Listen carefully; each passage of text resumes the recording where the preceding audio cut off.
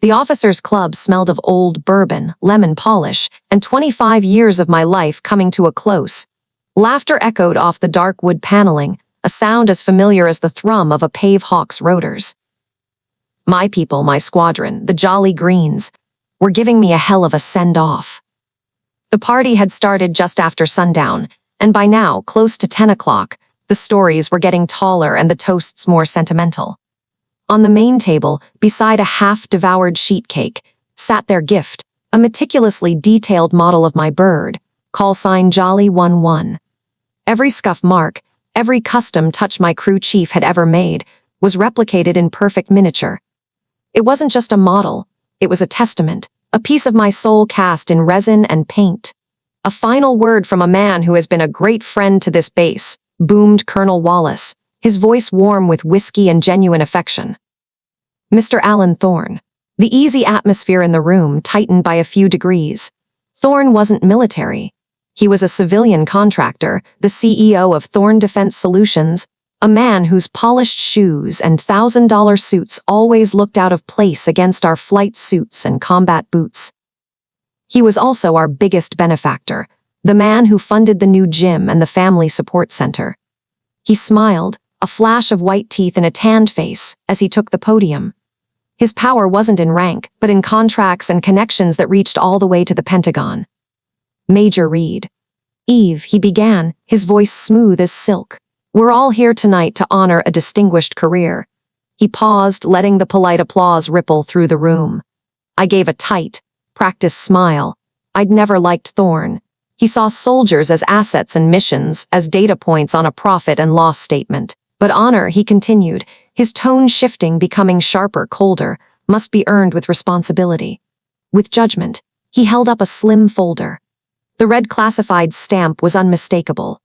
A nervous cough broke the sudden quiet. I've taken the liberty of reviewing the action report of Major Reed's final mission, Thorne announced, his eyes locking onto mine. The mission for which she received the Distinguished Flying Cross. My heart hammered against my ribs, the mission to extract the SEAL team from that canyon. The storm, the impossible odds.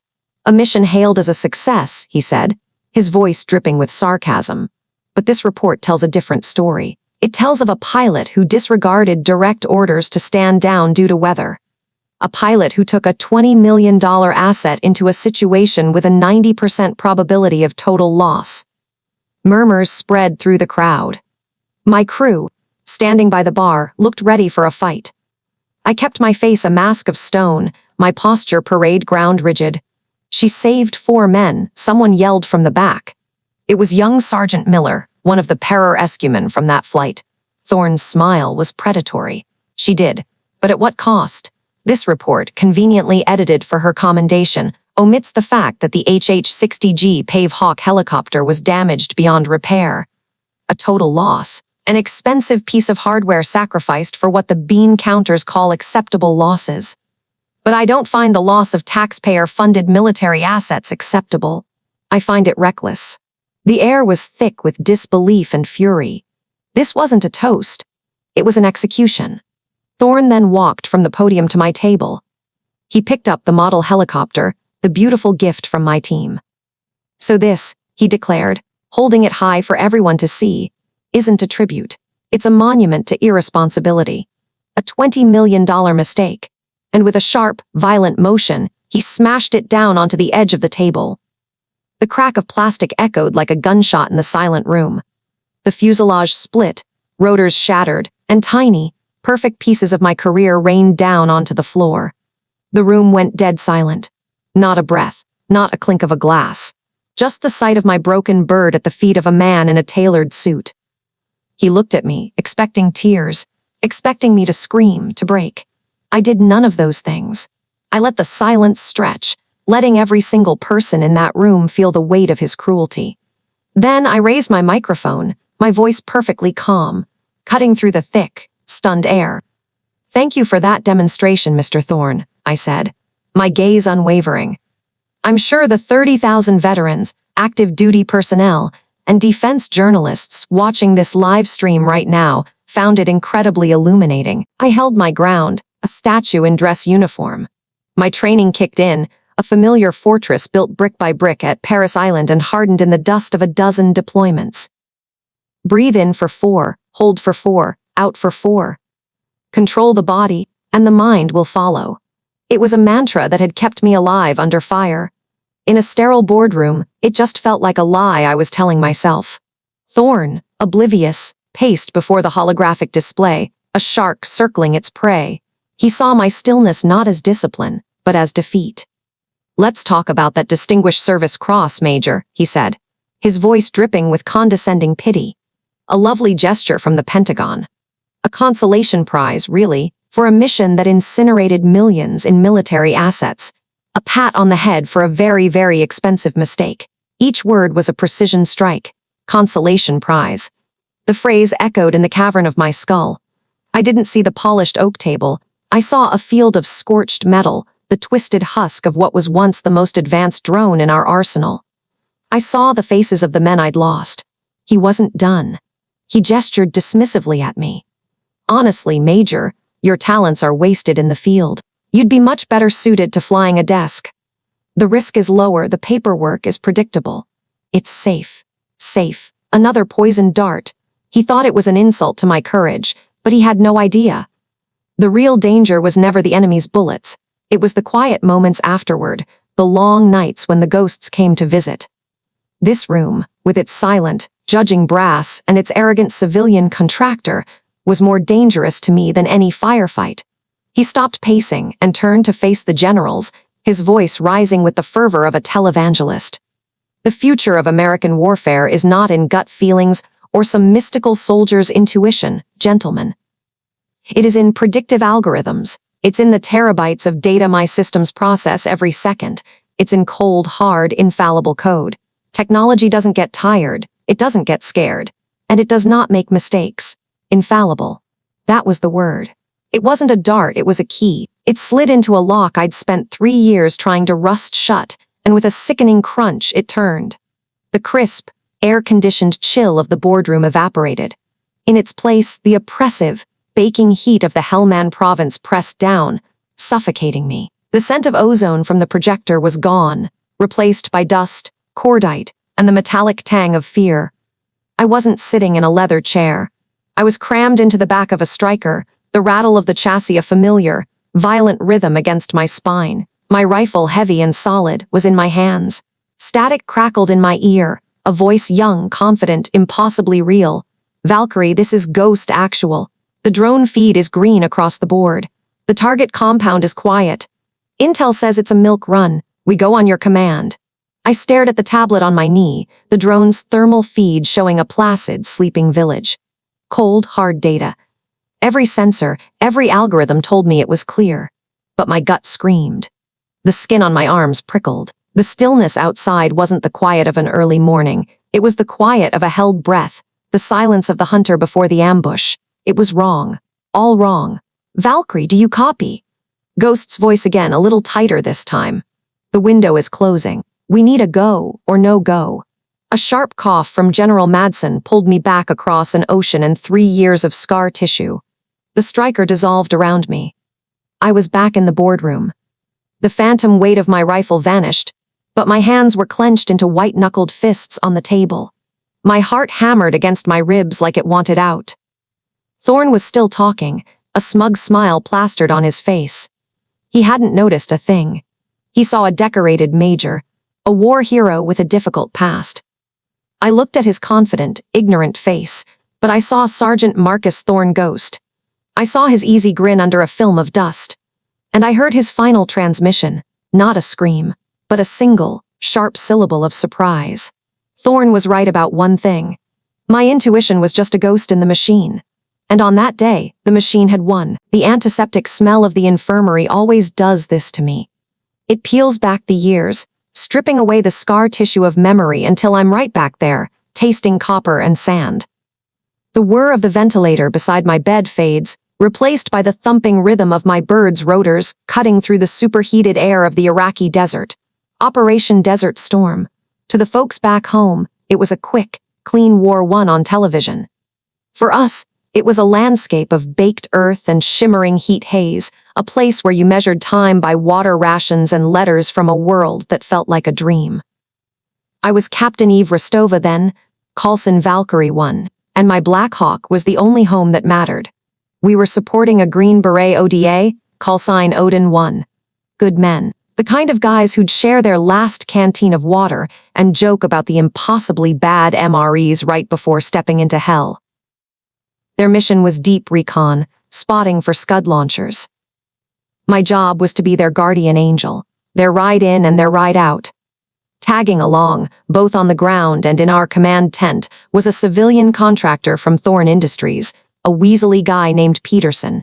He was the handler for Thorn's new toy, an experimental recon drone called the Eye. It was supposed to be the future all-seeing, all-knowing, a perfect, sterile eye in the sky that took the guesswork and the gut out of combat. The sky had been a merciless pale blue all morning.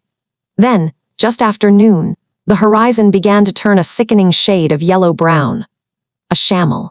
Not just a sandstorm, but a moving mountain of grit and wind. My instruments screamed warnings. Peterson, smug in the air-conditioned command tent miles away, crackled over the comms. The Eye's predictive modeling indicates a total whiteout in 10 minutes, Valkyrie. Advising you RTB immediately. Odin 1 is hunkering down. Our asset confirms they have adequate cover. His voice grated on me. He called the drone our asset. He called the men of Odin 1 a data point. I trusted my gut more than I trusted Thorn's billion-dollar machine. Odin 1, this is Valkyrie. What's your status over? The reply was broken, swallowed by static. Valkyrie, we're pinned, heavy contact recos hit bad. Real bad, need immediate evac, repeat. We are. The transmission died in a squeal of feedback. Pinned down. A man bleeding out. And a wall of sand, moving at 60 miles an hour, was about to swallow them whole. Command, this is Valkyrie 1, I said, my voice tight. Odin 1 requires immediate case vac. I'm going in. The reply came not from our company, but from Peterson, his voice sharp with alarm. Negative, Valkyrie. Command orders you to stand down. The risk to military assets is too high. The Eye is not rated for these conditions. We cannot lose that drone. Military assets. He meant my helicopter, and he meant his precious drone. He didn't give a damn about the men on the ground. The official order from command echoed his words a moment later, a detached voice confirming the stand down. Policy. Procedure. A risk assessment calculated by a machine and a corporate suit. They were signing death warrants from 1,000 miles away. I looked at my company pilot, a young warrant officer named Miller whose face was pale. They want us to leave them, he whispered. Through the swirling curtain of approaching sand, I saw it. A flicker. A momentary thinning in the storm's vanguard, a pocket of slightly clearer air. It wouldn't last more than a few minutes, a pilot's window. The drone, with its algorithms and sensors, couldn't see it. It only saw the overwhelming data of the storm. I saw a chance. Strap in, Miller, I said, keying the mic for the command channel. Command, Valkyrie 1 is experiencing temporary comms failure. Proceeding to last known friendly position. I switched channels before they could answer. Odin 1, this is Valkyrie. Hang on, I'm coming to get you. Flying into that storm was like being thrown into a sandblaster. The world dissolved into a roaring, blinding maelstrom of ochre. Alarms shrieked. The chopper bucked and groaned, protesting every inch of the way. Miller was fighting the controls with me, his knuckles white. We were flying on instinct and faith alone. Then, through the chaos, I saw their IR strobe, a faint pulse in the dark. I brought the Valkyrie down in a controlled crash, the skids grating on rock and sand. The side door flew open, and they were there, ghosts in the storm, dragging a blood-soaked figure on a stretcher. It was Rico. His eyes were wide with shock, his breathing a ragged, shallow thing. We had them. We had all of them. As I pulled pitch, fighting to lift the overloaded bird back into the tempest, a final, garbled transmission came through from the Eye, just before its signal flatlined for good. Its last telemetry showed it being torn apart by the winds I had just flown through. We made it back to base on fumes and a prayer. The men of Odin 1 lived. Rico lived. I thought that would be the end of it. A reprimand for disobeying a direct order, maybe a medal for heroism to balance it out. That was before I understood how men like Marcus Thorne operated. I was summoned to a debriefing not with my company, but with Thorne himself. He'd flown in overnight. He wasn't angry. He didn't yell. He sat across a sterile metal table, his suit impossibly crisp in the desert heat, and looked at me with cold, placid eyes. "You saved 8 men today, Captain," he said, his voice calm. "Commendable. You also destroyed a $2 billion piece of hardware, an asset that could have saved thousands in the future without pilots like you needing to take such emotional risks." I met his gaze. "There were men dying, sir. I made a choice." "Yes, you did," he said, a thin smile touching his lips. It didn't reach his eyes. "You chose the past over the future. You chose instinct over data. You chose a few good men over a flawless system." He leaned forward, his voice dropping to a near whisper, a sound more menacing than any shout. "Progress has a long memory, Captain, and so do I. I will be there for every promotion board. I will be a voice in the ear of every commander you ever serve. You will not be a hero of this war. You will be a cautionary tale." The hum of the infirmary ventilator comes rushing back, loud and insistent. Thorne kept his promise. My career stalled, choked by bureaucratic red tape and whispers of recklessness. And now, lying here, I understand. This final order, this suicide mission they've handed me, it's not just a mission. It's the last move in a game he started all those years ago in the desert. It's the final entry in his cautionary tale. The world came back into focus with the low, sterile hum of the air conditioner. Thorne was still talking, his voice a smooth, polished stone skipping across the surface of a deep, dark lake. He used words like asset degradation and acceptable losses. He was talking about my bird, my Valkyrie. He was talking about the men I'd pulled from the fire. My compass spun. For a moment, I wasn't in this glass-walled conference room in Washington, D.C. I was back in the cockpit, the stench of hydraulic fluid and ozone filling my lungs. The world outside my canopy was a blur of sand and smoke. In my mind, a creed, beaten into me since flight school, began to recite itself. I am a pilot. My duty is to the mission. My loyalty is to my crew . But it was more than that, wasn't it? It was a promise whispered into the radio static, a silent oath sworn to the grunts on the ground who looked up at the sky and saw hope in the silhouette of a Black Hawk. His voice droned on, a meaningless background noise to the slideshow of faces flickering behind my eyes. I saw Sergeant Miller, who always had a worn-out drawing from his 5-year-old daughter taped to his rifle stock. I saw PFC Evans, the cherry, barely old enough to buy a beer, who'd looked at me with sheer, unadulterated terror before I hauled him onto the deck. I saw them all, their faces smudged with dirt and blood and exhaustion, but their eyes, when they looked at me, held a universe of gratitude. That's what the Distinguished Flying Cross hanging in a frame on my wall really was. Not a piece of polished metal and silk ribbon. It was a ledger. Each ounce of its weight was a life, a future, a kid's drawing that would make it home. I remembered my dad, grease permanently etched into the lines of his hands. Even after he retired from the maintenance hangars at Nellie's. He'd spent 40 years keeping jets in the air.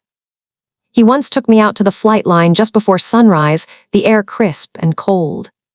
He laid a hand on the fuselage of an F-16. "This here Evie," he'd said, his voice raspy, "is just a million parts of metal and wire bolted together. It's got no heart. The heart is in there." He'd pointed to the cockpit, the soul of the crew. "You remember that. You're not flying a machine, you're carrying souls. Don't ever forget what's more important." Something inside me clicked into place, hard and final as the locking of a missile onto its target. The throb in my rebuilt leg, a constant reminder of that day, faded into the background. My resolve became steel. I looked up, meeting Thorne's cold, calculating gaze. The pity party in his eyes for his lost equipment was obscene. I let the silence hang for a beat after he finished his sanctimonious speech. Then, I spoke, my voice low but carrying across the polished mahogany table like the shriek of a turbine. "That asset degradation's your morning, Mr. Thorne," I began, my tone dangerously calm. "That piece of collateral damage you've written off in your budget. He has a name.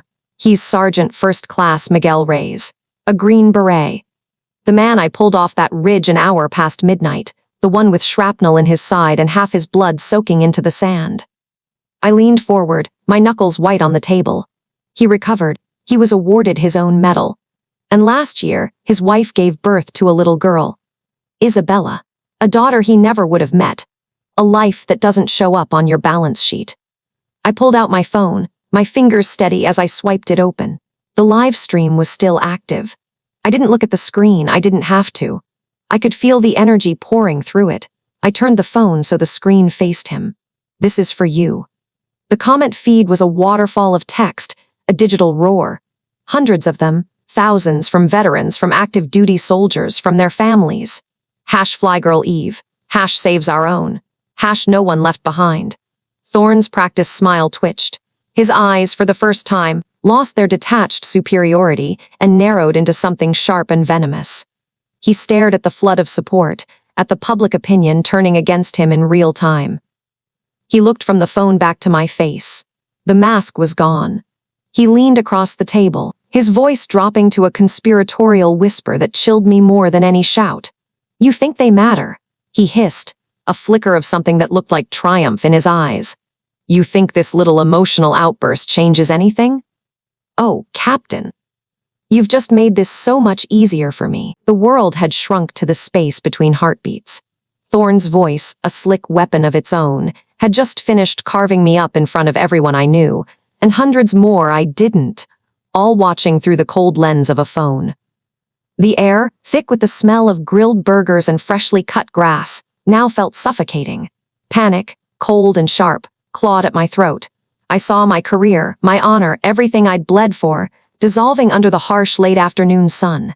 Thorne stood there, preening in the silence, his face a mask of counterfeit righteousness. He had them. He had them all.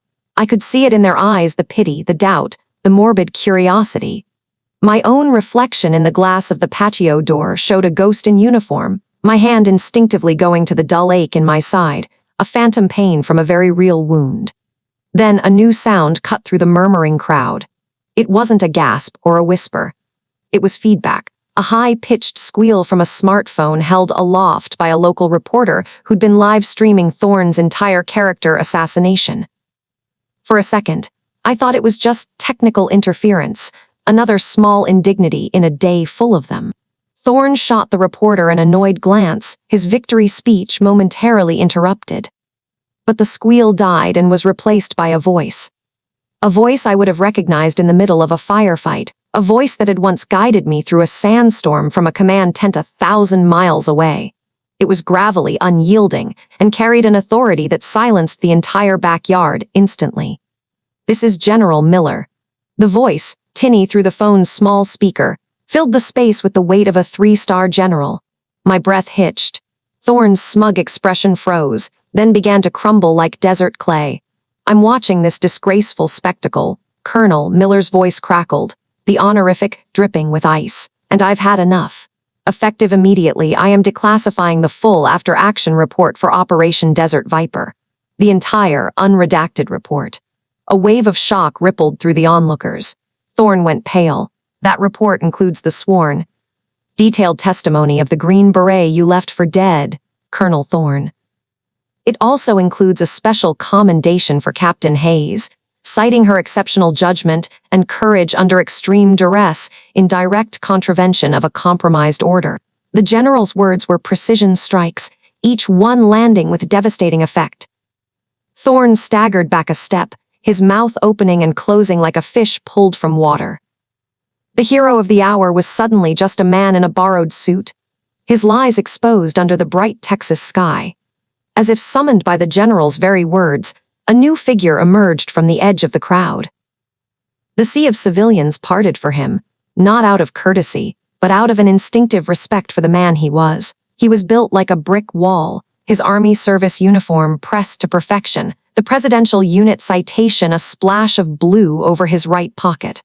On his head, the tan beret of the Special Forces. It was him, Sergeant First Class Marcus Davis, the man I'd pulled from that hellhole. His face was a roadmap of hard miles, but his eyes, when they found mine, were clear and steady.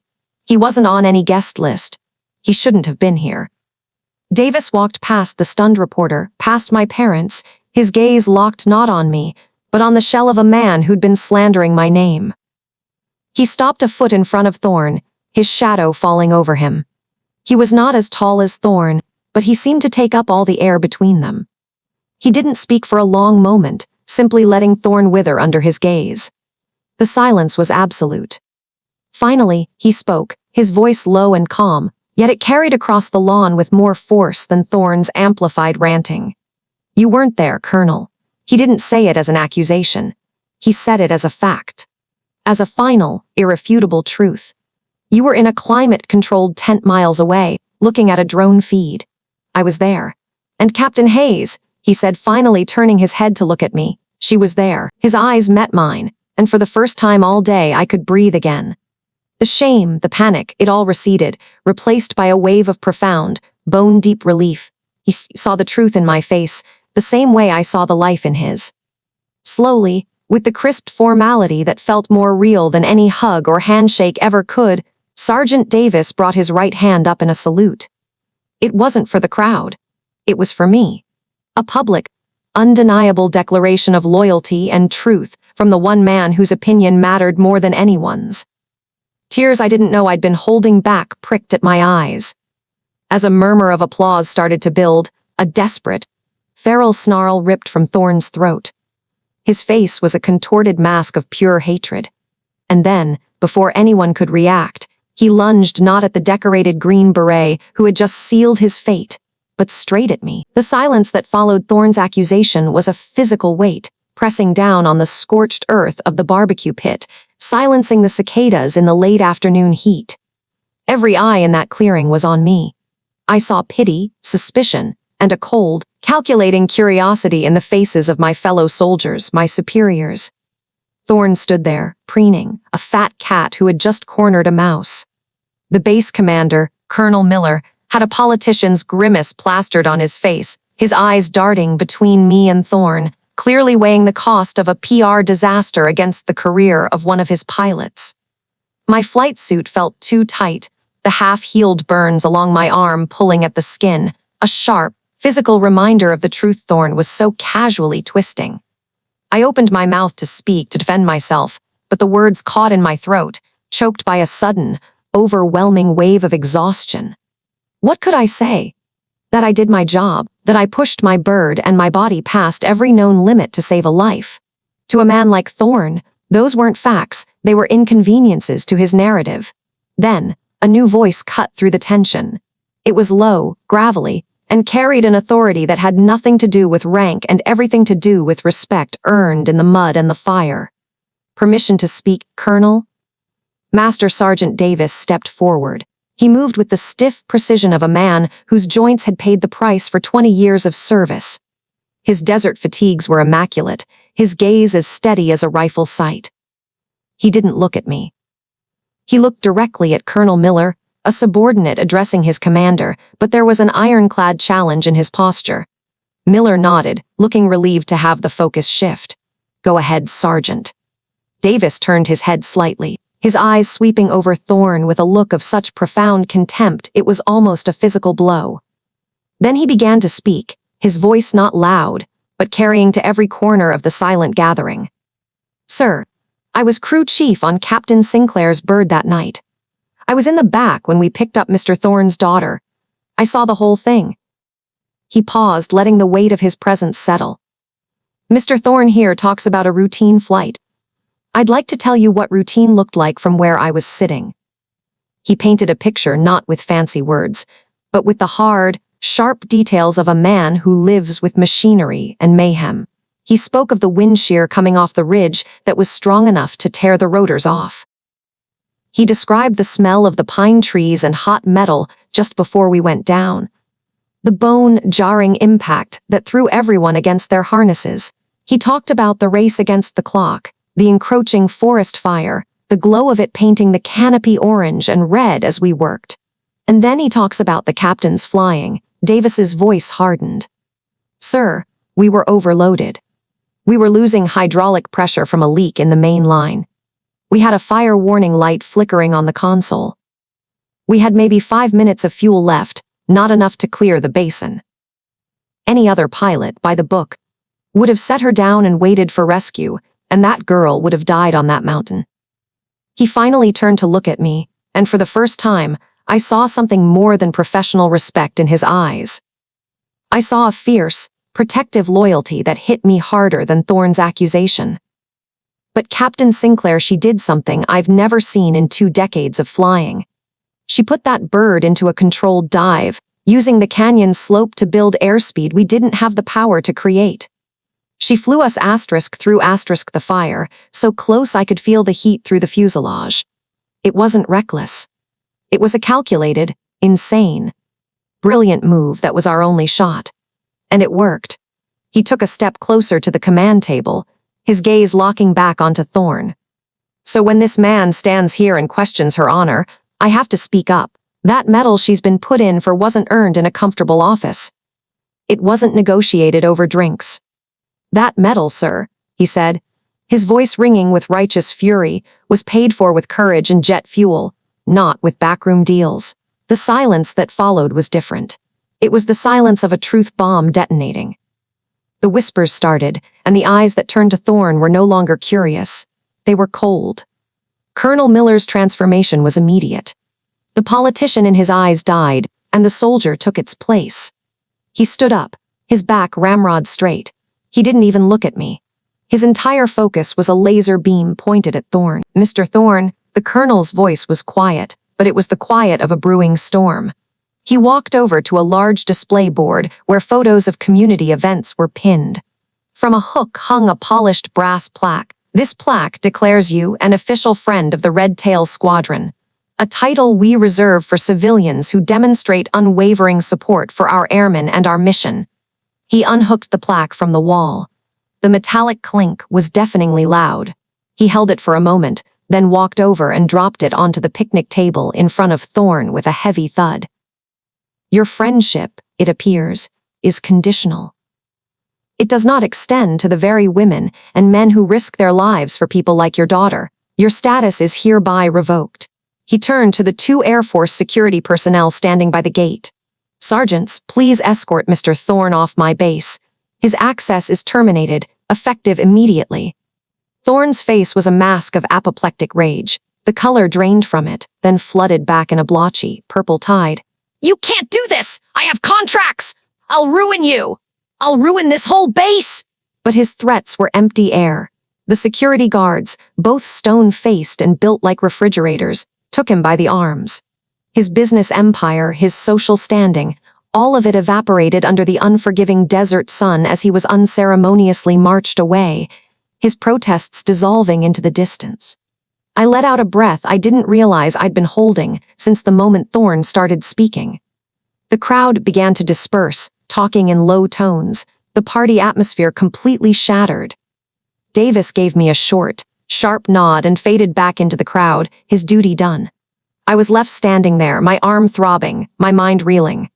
Colonel Miller walked over to me. I expected an apology, a commendation, something. Instead, he looked at me with an expression I couldn't decipher. It wasn't anger, but it wasn't relief either. It was analytical. He was looking at me like I was a piece of equipment that had just performed unexpectedly well under extreme stress. Captain Sinclair, he said, his voice devoid of all previous warmth. My office now. We have a lot more to discuss than Mr. Thorne. The silence that fell was heavier than body armor. The cheerful sizzle of burgers on the grill seemed to have died out of respect, or perhaps fear. Colonel Thorne's words hung in the humid evening air, a toxic cloud of accusation and scorn. All eyes were on the floor, on the shattered pieces of my meticulously built Apache model, a symbol of my command, now just a pile of broken plastic at my feet. Then, all eyes were on me. I could feel them, 100 pairs of them, burning into my skin. They were waiting for me to scream, to cry, to charge at Thorne and give him the fight he so desperately wanted. A part of me, the primal, wounded part, yearned to do just that. My knuckles were white, my jaw a knot of granite. The metallic taste of fury was on my tongue. I could see the path of that confrontation playing out, a shouting match, an official reprimand, a victory for him no matter who threw the first punch. He wanted to break me in front of my squadron, to prove I was just an emotional, unstable woman unfit for command. But as I looked past him, past his smug, triumphant face, I saw my people. I saw Specialist Hawk Jensen, my crew chief, whose hands could diagnose an engine problem by feel alone, standing there with his fists clenched, ready to defend my honor. I saw Sergeant Maria Rico Flores, my door gunner, her eyes narrowed to slits, a silent promise of retribution in her gaze. I saw the young lieutenants and the seasoned warrant officers, the mechanics with grease under their nails, and the admin clerks who made sure we got paid. They weren't just soldiers. They were my family, and Thorn had just thrown a grenade into the middle of our family barbecue. My breath hitched, not with a sob, but with a sudden clarifying calm. This wasn't about my pride. It was about theirs. It was about us. I ignored Thorn completely, as if he were nothing more than a piece of faulty equipment. I walked over to the portable sound system someone had set up near the coolers of beer. The cheap microphone screeched with feedback as I picked it up, the sound cutting through the oppressive silence like a warning siren. The crowd flinched. Good. I had their attention. Can I have your attention, please? My voice was steady, betraying none of the storm raging inside me. I know this isn't what any of us planned for our Saturday evening. A few nervous chuckles rippled through the crowd. I didn't look at Thorn, but I could feel his stare, hot and confused. We gather like this to decompress, I continued, my gaze sweeping across their faces, meeting as many eyes as I could. To remember that we're more than just our ranks and our roles. To be the people who grill terrible burgers and tell even worse jokes. But today, we've been given a reminder. I bent down, my bad knee screaming in protest, a phantom pain from the hard landing that had almost ended my career. My fingers closed around the largest piece of the broken model, a section of the fuselage with the Squadron's Desert Vulture's emblem still mostly intact. I held it up for everyone to see. Colonel Thorn was right about one thing, I said, and a collective gasp went through the crowd. I let the words hang there, a sharp, dangerous hook. He said this is just plastic. Just glue and paint. I let my eyes finally drift towards him. He looked baffled, his victory slipping through his fingers. And he's correct. This, I gestured with the broken piece, is nothing. It's a toy. It can be broken. It can be thrown away. It doesn't matter. I tossed the piece of plastic aside. It clattered on the concrete patio, a small, insignificant sound. Because the real Squadron, I said, my voice rising with a power that came from the very core of my being. The real Desert Vultures is not made of plastic. It's made of blood and sweat and sacrifice. It's made of the hands that repack a parachute at 3 a.m. It's made of the pilot who flies through a sandstorm because his brothers are pinned down. It's in the quiet nods we share before a mission and the beers we share after. The real Squadron is standing right here. It's all of you. Silence again, but this time it was different. It was charged electric. Then, from the back, a lone clap. It was Hawk. Then another from Rico. And suddenly, the whole clearing erupted in applause and cheers, a wave of sound and emotion so powerful it felt like it could lift a helicopter off the ground. It was a roar of defiance, of solidarity. Hawk stepped forward, his face flushed. I remember my first tour. My daughter was born while I was in Kandahar. Couldn't get a clear signal for days. It was Captain Eve here, a lieutenant back then, who spent her entire day off rigging a satellite link from 3 different systems just so I could see my little girl's face for 5 minutes. That's the Squadron. Then Rico spoke up, her voice thick with emotion. When we took that RPG hit over the valley, my harness jammed. I was hanging out of the bird. Couldn't have been more than a few seconds, but it felt like a lifetime. It was Miller's hand that grabbed my vest and hauled my sorry ass back in. He dislocated his own shoulder doing it. Story after story began to pour out. The tense, humiliated party transformed into a powerful, impromptu testimonial. The grill was fired up again. The music came back on, louder this time. Thorn's attempt to shatter our morale had only served to temper it, to forge it into something harder, more resilient. He stood alone, an outcast at a party he had tried to ruin, his face a mask of cold fury before he turned and stalked away into the dusk. Hours later, long after the moon was high in the sky, I was helping clear the last of the tables. The air was cool and smelled of charcoal and sweet victory. I felt a presence beside me and turned to see Sergeant Major Kent, a man of few words and a permanent scowl that hid a fierce loyalty. He'd been with the unit for 20 years. He didn't say anything about the party. He just pressed a small, folded piece of paper into my hand. His leathery fingers were surprisingly gentle. "This came through a back channel for you, Captain. From a friend of yours at Intelligence," he murmured, his voice barely a whisper. "Read it when you're alone. Thorn isn't just bitter about the promotion. He's digging for something. Something from that last mission." My blood ran cold.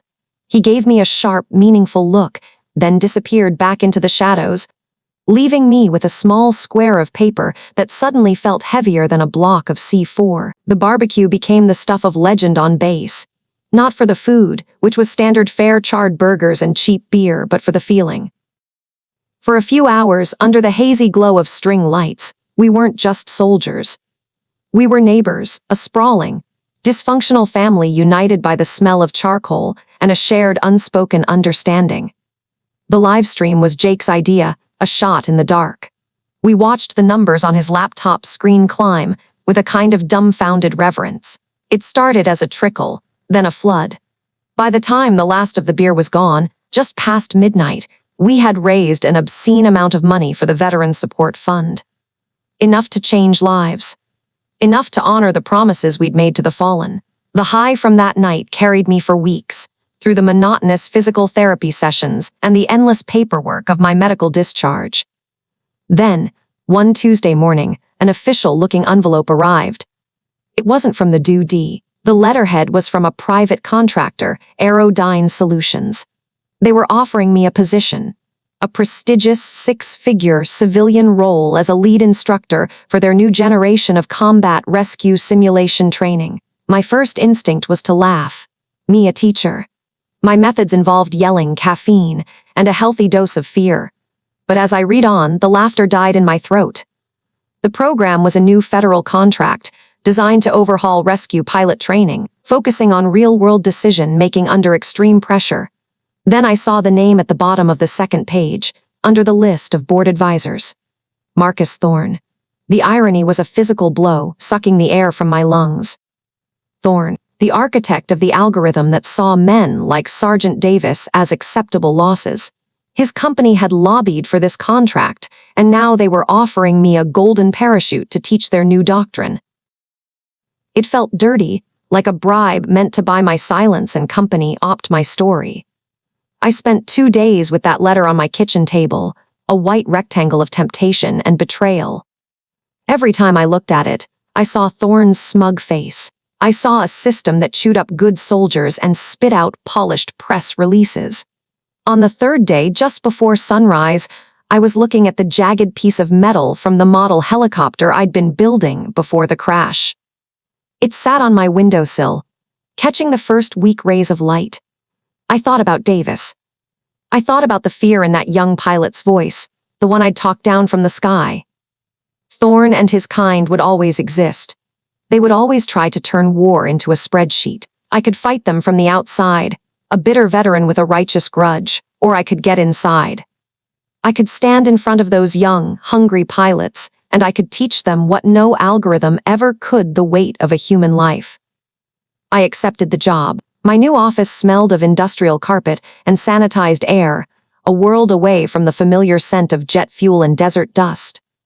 But it was mine. 6 months into the job, I was in the main simulator, the nest as the trainees called it. It was a multi-million-dollar sphere that could replicate anything from a blizzard over the Hindu Kush to a sandstorm in the Gulf.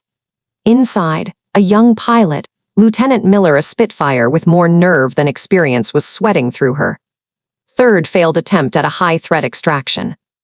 "I don't get it, ma'am," she said, her voice tight with frustration as the simulation ended. I followed the protocol. I prioritized the primary asset. We still lost the vehicle. I didn't answer right away. My eyes drifted to a small wooden plaque mounted next to the instructor's console. Glued firmly to the center of the polished oak was the warped, melted piece of my old model helicopter. My war trophy. A reminder. I tapped the plaque. What's the most valuable piece of equipment in a rescue mission, Lieutenant? The helicopter, ma'am. The H-60W, she answered by the book. Wrong. I looked her straight in the eye, letting the silence hang in the air. It's you. It's the crew in the back. It's the soldier on the ground. Equipment can be replaced. I leaned closer, my voice dropping to the low, steady tone I used when things mattered. People can't. That's the only protocol, the only order, that you never, ever break. Understand? She stared at me, then at the plaque, and for the first time, I saw the cocky fly girl facade crack, replaced by the sober understanding of a true rescue pilot. She nodded slowly. Yes, ma'am, I understand. Later that afternoon, sitting alone in my quiet office, I finished unpacking my last box of personal effects. There wasn't much. A few photos, a coffee mug, a dog-eared flight manual. The last thing I pulled out was a piece of paper, folded carefully. It was a child's drawing, rendered in bright, waxy crayon. A lopsided helicopter with a smiling stick figure waving from the window. Sergeant Davis's daughter had given it to me. I took a piece of tape and stuck it to the wall right above my monitor, the only spot of color in the sterile room. It was my new mission brief, my final command.